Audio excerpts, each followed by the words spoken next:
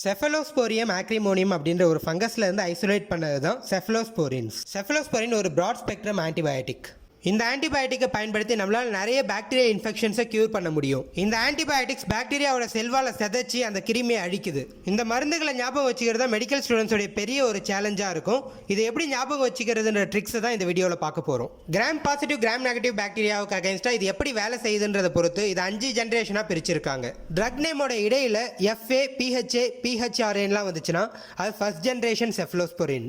நேமோட எண்டில் IME ONE TEN அப்படிலாம் முடிஞ்சதுன்னா அது தேர்ட் ஜெனரேஷன் செஃபலோஸ்போரின். செஃபெக்லார் அண்ட் செஃபியூராக்சிம் மட்டும் இந்த ட்ரிக்ஸ்ல இருந்து எக்ஸெப்ஷன். இது வந்து செகண்ட் ஜெனரேஷன் கீழே வரும். ட்ரக் நேமோட இடையில PIன்னு வந்துச்சுன்னா அது ஃபோர்த் ஜெனரேஷன் செஃபலோஸ்போரின். அதுவே ட்ரக்கோட எண்டில் ROL அப்படின்னு முடிஞ்சதுன்னா அது ஃபிஃப்த் ஜெனரேஷன் செஃபலோஸ்போரின். இந்த நிமோனிக்ஸ்க்கு பொருந்தாத ட்ரக்ஸ் எல்லாம் செகண்ட் ஜெனரேஷன் கீழே வரும்.